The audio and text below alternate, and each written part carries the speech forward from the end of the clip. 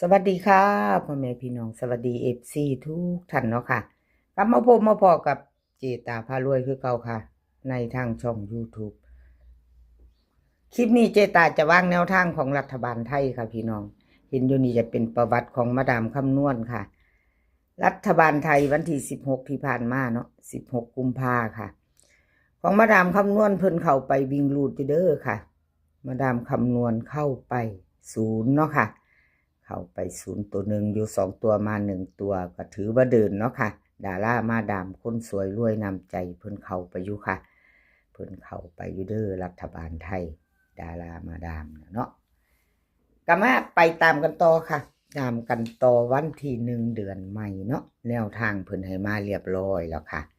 มาดามคำนวณคนสวยรวยนำใจให้มาแล้วค่ะพี่น้องเตรียมแคปหน้าจอ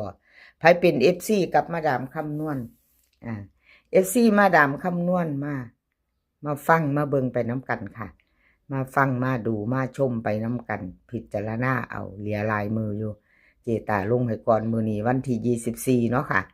วันที่28เล่าผัดเล่าว่าสันเลขไทยออกเนาะพี่น้องวันที่1มีนาค่ะ1มีนาออกเจตาลงให้ก่อนหลายมืออยู่ค่ะมีเวลาหยิบจับลอตเตอรี่กันใบเนาะอย่าลืมแคปหน้าจอไว้ไปลุ้นต่อกันแก้มือใหม่เนาะค่ะแคปหน้าจอไว้เอามาดามคำนวณค่ะวิ่งรูดเพิ่นให้มารัฐบาลไทย3กับ4ค่ะ2ตัว6หาง37 32 31 43 42 41ค่ะ3ตัว3หาง037 032 132ค่ะวิ่งรูดเพิ่นเด่น3เด้อค่ะรอง4 2ตัวเพิ่นเน้น3หางค่ะ37กับ32กับ42ค่ะ3ตัวเน้น2หาง3ตัวเพิ่น037 132ค่ะใครจะไปต่อกับมาดามคำนวณคนสวยรวยน้ำใจรัฐบาลไทยค่ะแคปไว้ค่ะพี่น้องแคปไว้เรือลายมือเจตาลงให้ก่อนลายมือเนาะค่ะเหลืออีกมื้อนี้อีก4-5มื้อเจตาเริ่มทยอยลงรัฐบาลไทยแล้วเด้อค่ะเริ่มลงละเริ่มทยอยลงไปเรื่อยๆเนาะค่ะแคปหน้าจอค่ะแคปหน้าจอใครจะไปต่อรัฐบาลไทยวันที่16ที่ผ่านมาค่ะวันที่16ที่ผ่านมารัฐบาลไทยของเลขรับนางฟ้าเข้าไปค่ะ6336 2ตัวบนเนาะวันที่16กุมภาที่ผ่านมา563ค่ะรัฐบาลไทยออก07ล่างของเพิ่นเข้าไปตัวกลับค่ะ36ไทยออก63วิ่งรูดเพิ่นกับเขาอยู่ค่ะ3ตัวนึงเดินค่ะถือว่าเดินมาแล้วเลขรับนางฟ้ารัฐบาลไทยเนาะค่ะกับขบุญขอบคุณเลขรับนางฟ้าหลายๆค่ะที่ให้แนวทางมาวางทางช่องเนาะกับขอบพระคุณเป็นอย่างสูงเอามาตามต่อไปใหม่วันที่1มีนาเนาะค่ะ1มีนามาไปต่อรัฐบาลไทยเลขรับนางฟ้าค่ะวิ่งรูดเพิ่นให้มา3กับ5 2ตัว6หางค่ะ35 38 30 57 52 50ค่ะ3ตัว3หาง135 152 157ค่ะวิ่งรูดเพิ่นเด่น3ตัวเดียวเด้อค่ะลอง3หางค่ะ2ตัว3530แล้วก็52ค่ะ3ตัว3ตัว2หาง135 152ค่ะเพิ่นวงกลมให้ที่เน้นก็พิจารณาเอาค่ะพี่น้องชอบกระจัดขัดกระพานเนาะกับรัฐบาลไทยวันที่1มีนาค่ะแคปหน้าจอไว้พิจารณามีเวลาหลายมื้อไปหยิบจับลอตเตอรี่กันไว้ชอบเสี้ยนใดเนาะค่ะเสี้ยนใดอยู่ในใจ FC ชอบของผู้ใดก็เตรียมแคปหน้าจอไว้เนาะค่ะไปลุ้นกันคลิปนี้มี4เสี้ยนดังเก่าค่ะมาดามคำนวณเลขรับนางฟ้าชอเชษชัยเลขมีที่มาค่ะ4เสี้ยนดังห้ามพลาดพี่น้องแคปหน้าจอไว้ลุ้นกันไปต่อค่ะไปต่อชอเชษชัยชอเชษชัย รัฐบาลไทยวันที่16ที่ผ่านมาเนาะค่ะของเพิ่นก็หลุดไปอยู่รัฐบาลไทยวิ่งหลุดไม่เดินไม่เข้าเนาะค่ะ2ตัวหลุด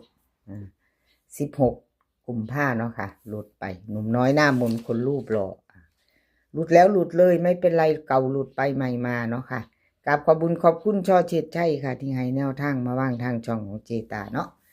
ขอบพระคุณเป็นอย่างสูงเอามาแจกมือใหม่พี่น้องวันที่1มีนาไปต่อกับช่อเชิดชัยหนุ่มน้อยหน้ามนต์คนขยันวิ่งรูดค่ะเพิ่นให้มา3กับ2ตัวค่ะ3หาง37 32 34 27 28 20ค่ะ3ตัว3หาง2 34 2 37 327ค่ะช่อเฉดใช่วิ่งลูดเพิ่นเด่นทั้ง2กับ3ทอกันเด้อค่ะพี่น้องซ้ายวิ่งซ้ายลูด3กับ2วงกลมให้ทั้ง2ตัวเนาะค่ะ3หางค่ะเพิ่นเน้น2ตัว3หาง37กับ34ค่ะกับ27 3ตัวค่ะ2 3 4 2 3 7วงกลมให้2หางค่ะ3ตัวใครจะไปต่อกับช่อเฉดชัยแคปหน้าจอค่ะแคปไว้ไปลุ้นกันพิจารณาเบิ่งลอตเตอรี่เนาะพี่น้องรัฐบาลไทยเนาะวันที่1เหลือหลายมืออยู่ค่ะเจตาลงให้ก่อนหลายมืออยู่มีเวลามีเส้นใดอยู่ในใจเฮาก็พิจารณาเบิ่งไว้แล้วก็แคปหน้าจอเนาะค่ะแคปหน้าจอไว้ไปต่อไปลุ้นกันเนาะไปลุ้นกันใหม่เลขทุกตัวเอามาวางเพื่อเป็นแนวทางโปรดใช้วิจารณญาณในการรับชมเป็นอย่างสูงค่ะ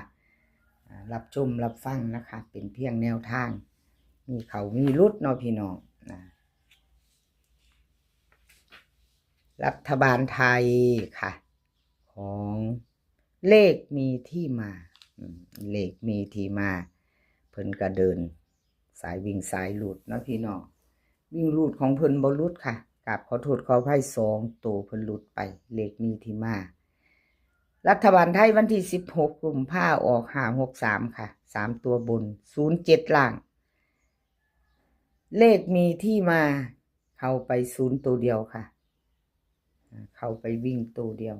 7กับ0อยู่คนละหม่องนะพี่น้อง7อยู่นี่0อยู่นี่0ถึง3ตัวแจ้งมือใหม่ไปต่อเนาะพี่น้องเนาะไปต่ออะไรก็เกิดขึ้นได้ไปจะแจ้มือกับเลขมีที่มาค่ะรับชมรับฟังพิจารณาไปนำกันถ้าชอบก็แคปหน้าจอไว้เนาะชอบก็จัดขัดก็ผ่านไปค่ะเอาที่เฮาชอบเฮามักเลขมีที่มาค่ะวันที่1นี่น่าจะถึงนี่เพิ่นให้มาค่ะวิ่งรูด3กับ1 2ตัวค่ะ6หาง37 32 38 17 12 18ค่ะ3ตัว3หาง317 318 231ค่ะรัฐบาลไทยเลขมีที่มาโหลดเด่นทอกันเด้อค่ะวงกลม3กับ1 3หางค่ะ2ตัว371718เพิ่นเน้นให้3หางเนาะค่ะ3ตัว2หาง317 318ค่ะเพิ่นวงกลมให้ถึง2หางนี้ค่ะพิจารณาเอาค่ะพี่น้องพิจารณาเอาชอบกระจัดขัดกระพันรัฐบาลไทยมีเวลาหลายมือค่ะที่เจตาลงให้ไปเนาะลงก่อนทยอยไปแล้วค่ะอีกหามือเนาะพอสิ้นเดือนวันที่28เนาะค่ะพี่น้องมื้อนี้วันที่24ออกวันที่1มีนาเนาะค่ะเป็นวันที่5รัฐบาลไทยออกเนาะมีเวลาพิจารณาอยู่ค่ะคลิปนี้เจตาจะว่างเบอร์ไว้ให้ FC ใหม่ที่เข้ามาเนาะค่ะถ้าอยากเข้ากลุ่มน้ำเจตาจะว่างเบอร์ไว้ให้ว่างเบอร์โทรแล้วก็เข้าไปในไลน์เนาะค่ะอยากเข้ากลุ่มเจตาจะดึงเข้ากลุ่มเข้าฟรีเนาะค่ะเข้าฟรีค่ะเข้ากลุ่มเจตาบ่ได้อัปเดตโดนแล้วพี่น้องอยากอัปเดตก่อนเปิดกลุ่มแล้วอัปเดตให้ FC ใหม่หรือว่า FC เก่าที่เห็นบ่ทันได้เข้ามาเนาะค่ะถ้าอยากเข้ากลุ่มน้ำเจตากะ เข้าไปทางไลน์เนาะพี่น้องเจตาจะดึงเข้าฟรีเนาะถ้าสนใจแนวทางของผู้ใดเนาะค่ะเข้าไปเบิ่งได้ชมได้ติดตามได้เนาะในกลุ่มนะคลิปนี้ขอให้พี่น้องโชคดีวันที่25กับลาววันที่25ว่าซั่นพี่น้องอ่านลาวหรือว่าอ่านไทยเนาะโอ้ยขออภัยหลายๆเจตาก็ได้รัฐบาลไทยวันที่1มีนาค่ะรัฐบาลไทยค่ะให้โชคดีกันเนาะกับรัฐบาลไทยวันที่1มีนาคลิปนี้ก็ให้โชคดีกันทุกคนมื้อนี้ให้มีความสุขค่ะสุขภาพมากก่อนเด้อค่ะพี่น้องให้แข็งแรงกันทุกคนเดินทางไปไสก็ขอให้ปลอดภัยเดินทางไปขอให้มีโชคกลับมาขอให้มีชัยคลิปหน้าพอกันใหม่ค่ะคลิปนี้ก็สวัสดีค่ะ